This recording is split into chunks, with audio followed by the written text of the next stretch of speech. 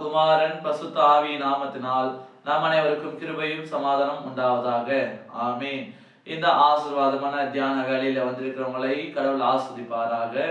எல்லாருடைய நினைவு, நான் இருக்கிற இடம் சுத்தமா இருக்கணும், நான் பயன்படுத்துற பொருட்கள் சுத்தமா இருக்கணும், நான் உடுத்துற உடைகள் சுத்தமாக இருக்கணும், நான் பயன்படுத்தின பொருட்களை வேறொருவர் பயன்படுத்தக்கூடாது, வேறொருவர் பயன்படுத்துற பொருட்களை நானும் பயன்படுத்த மாட்டேன் என்று சொல்லி ஒரு மனுஷன் தன்னை எந்த அளவுக்கு சுற்றிலுமாக சுத்தமாக வைத்துக் கொள்ள முடியுமோ அந்த அளவுக்கு சுத்தமாக வைத்துக் கொள்கிறான். தன்னை சுற்றிலும் இருக்கிற எல்லாவற்றையும் சுத்தமாக வைத்துக் கொள்கிறான். ஆனா என்னதாவது சுத்தமாக இருந்தாலும் கூட மீண்டுமாக என்ன ஆகிறது? அசுத்தமாக மாறி விடுகிறது. அதே போல நம்முடைய கடவுள் கூட நம்மை அவர் சுத்தமாக்குகிறார். அவருடைய குமாரனாகிய இயேசுவின் வழியாக, ஞானஸ்நானத்தின் மூலமாக, அவருடைய வார்த்தையின் வழியாக, அவருடைய சாக்கிரமத்தின் வழியாக அவர் நம்மை சுத்தமாக்குகிறார். ஆனால் நாம மீண்டும் மீண்டுமாக இந்த உலக பிரகாரமான வாழ்க்கைகளை வாழுகிறோம். மீண்டும் மீண்டுமாக பாவத்தில விழுகிற நிலைகள் அதிகமாக இருக்கிறது. கடவுள் இரக்கமாக கிருபையாக நமக்கு இலவசமாக மீட்பை அவருடைய குமாரனாகிய கிறிஸ்து வழியாக கொடுத்து கொண்டே இருக்கிறார், நம்மை சுத்தமாக்கி கொண்டே இருக்கிறார். ஆனாலும் கூட நமக்குள்ளாக இருக்கிற அந்த பாவங்கள், பாவத்தின் கிரியைகள் இன்னமாக தொடர்ந்து கொண்டே இருக்கிறது. அப்போ இப்படிப்பட்ட சூழ்நிலையில கடவுள் இந்த உபவாச நாட்களை நமக்கு கிருபையாக கொடுத்திருக்கிறார். அப்ப இந்த உபவாச நாட்களை நாம் என்ன செய்ய வேண்டும்? நம்மை சுத்திகரித்துக் கொள்ள வேண்டும், தீய வழிகளை விட்டு விலக வேண்டும், தீமையை விட்டு ஓய வேண்டும். கடவுளுக்கு அருவருப்பான காரியங்களை நாம் செய்யாமல் அவருக்குள்ளாக நாம் இருக்க வேண்டும். அப்போ கடவுளுக்குள்ளாக அவருடைய தூய ஆவியுடைய ஒத்தாசையினால மட்டும்தான் நம்மால சுத்திகரித்து பரிசுத்தமான வாழ்க்கை வாழ முடியும்.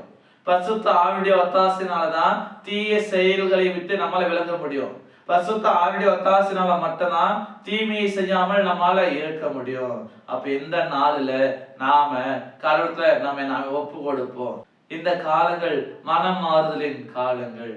பாவங்களை விட்டு நாம ஓய்வோம்.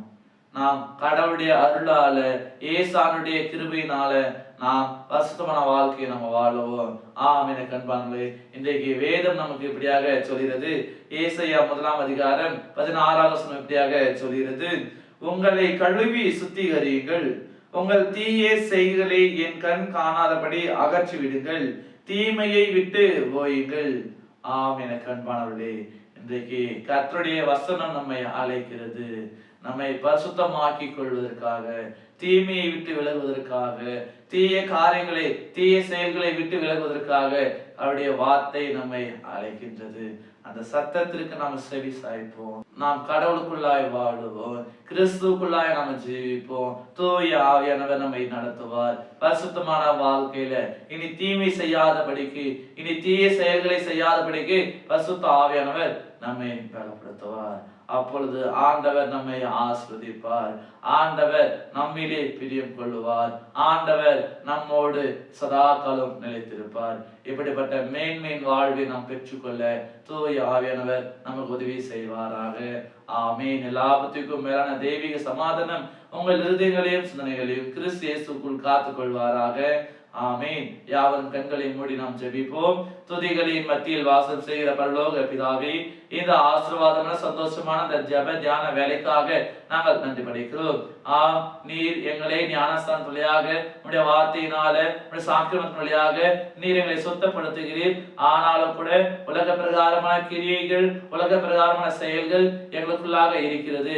இப்படிப்பட்ட சூழ்நிலையில நீர் இந்த உபவாச நாட்களை கிருபையாக எங்களுக்கு கொடுத்திருக்கிறீர். இந்த நாட்களை நாங்கள் பயனுள்ள நாட்களாக நாம் அமைத்துக் கொள்வதற்கு நீர் உதவி செய்ய வேண்டுமா நாங்கள் ஜெபிக்கிறோம். இந்த உபவாச நாட்களில நாங்களுடைய தூய ஆவியுடைய ஒத்தாசையினால பரிசுத்தமாய் இருப்பதற்கு, தூய ஆவியுடைய உதவியினால தீய செயல்களை விட்டு விலகுவதற்கு, பரிசுத்த ஆவியுடைய வழிநடத்தினால தீமையை விட்டு விலகுவதற்கு இறைவன் தாமே அருள்பாவிக்க வேண்டுமா நாங்கள் ஜெபிக்கிறோம். இந்த வாழ்வு நீர் கொடுத்தது உமக்குள்ளாக, உமக்கு ஏற்ற, நீர் விரும்புகிற, நீர் எதிர்பார்க்கிற ஒரு நல்ல ஒரு வாழ்வாக வாழ்வதற்கு இறைவன் அருள்பாவிக்க வேண்டுமா நாங்கள் ஜெபிக்கிறோம். இந்த நாளை நாங்கள் உங்களுடைய கரத்தில் நாங்கள் ஒப்புவிக்கிறோம். நீர் பாதுகாத்துக் கொள்ளும், நீர் நடத்த வேண்டுமாய் நாங்கள் ஜெபிக்கிறோம்.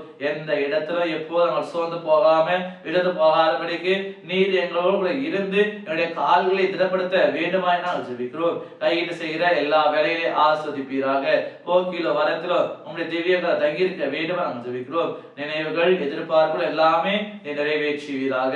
தடைப்பட்ட எல்லா காரியங்களையும் நீ நடத்தி கொடுக்க வேண்டுமாய் நாங்கள் ஜெபிக்கிறோம். நாங்கள் உம்மை நோக்கி பார்க்கிறோம், உம்மை நோக்கி நாங்கள் ஜெபிக்கிறோம். இந்த சிறிய ஜெபத்தை இயேசு ஆண்டவரிடம் ஜெபிக்கிறோம் அன்பின் பிதாவே.